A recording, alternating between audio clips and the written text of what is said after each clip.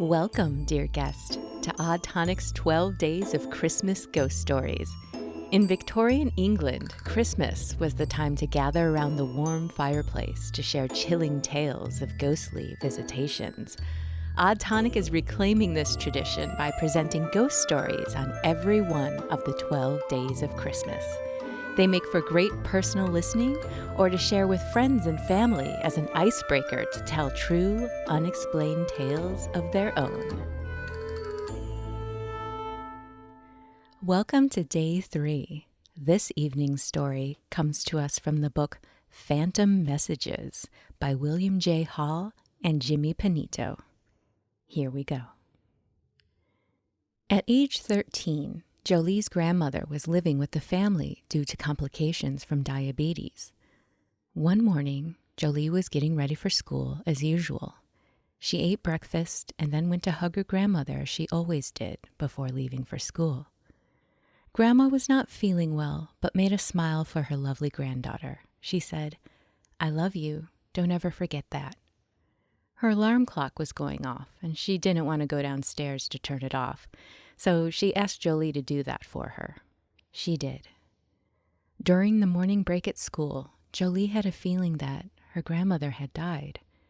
When she left school to catch the bus, her dad was waiting for her. He said the words she feared the most. Grandma passed away. She was only 52 years old. Jolie moved downstairs into her grandma's room. She had always had a feeling of comfort and safety in that room, especially when missing her grandmother. Jolie left Grandma's unplugged digital clock on the dresser in her room as a token of remembrance. As the first Christmas without Grandma was approaching, Jolie was missing her and thought about her often. After coming home from seeing a movie with friends, she started on her homework and then went to bed around 2 a.m. Suddenly, the silence of her room was broken by a loud static from her grandmother's digital clock. It was glowing green like it did when turned on. Jolie looked over to the radio, and it was indeed on. Her grandmother's voice filled the room from the radio. "I love you. Don't forget." I turned the light on and went over to the radio, and it turned off. I checked the plug, and it was as I suspected, not plugged in, Jolie recalled. On Christmas morning, she woke to find 3 presents under the tree from her grandmother. She had purchased them in September, and Jolie's mom found them in her cedar chest when she cleaned it out. Her grandmother had not been done communicating. I honestly believe with both occurrences that my grandmother was letting me know she was still around and checking on me, Jolie said. I always wish she would have been here to meet her great-grandchildren. To this day, I still receive signs that she is near, a faint smell of her perfume. Yes, I remember that she loves me. What a lovely story. The second story tonight is a listener-submitted tale from Cynthia, which goes to show that the strangest things can happen during the most mundane routines. I was shopping at my local PetSmart on Friday, waiting in line, gazing out the front of the store, just waiting for the lady in front of me to finish with her transaction. They keep their numerous shopping carts shoved all together in 3 lines, parallel to the large glass front of the store. There's an automatic sliding door to the right of them, which was closed, and no one was using it or standing nearby. No one was in the front area of the store at all. The floor, of course, was completely flat and level like any modern store or supermarket. It was about 4 p.m.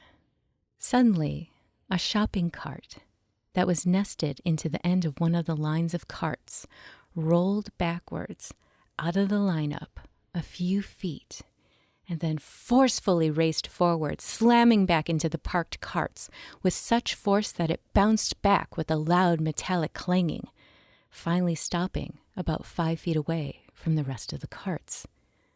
The lady in front of me saw the whole thing too and began to tell the cashier, the cart! The clerk, who was determined to keep her eyes on the cash register, said, "I know, it's the second time today." The lady in front of me tried to question her about it, but the clerk didn't have any answers and was obviously unnerved by the occurrence. The customer in front of me concluded by asking, "Is it someone who used to work here?" The clerk said, "We don't know." I was intrigued. Inquiring more about it when it was my turn, the clerk said it happens all the time, and apparently it has been for quite a while.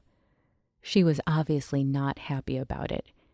Thinking back, I recall feeling creeped out a few times in the back aisle of the store and the small hallway leading to their bathroom and the soda machine, but I had never seen anything happening there before.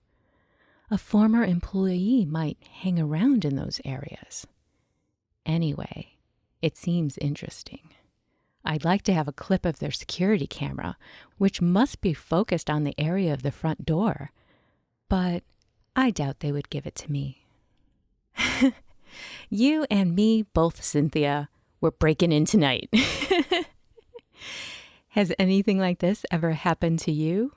Everyone, it seems, has a story. If you're listening as a group, share it now. Or send it to Odd Tonic. We'd love to hear it.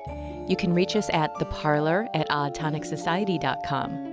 Until then, join us again tomorrow for another thrilling, true tale on Odd Tonic's 12 Days of Christmas Ghost Stories.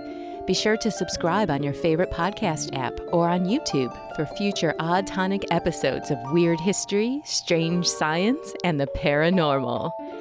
Good night.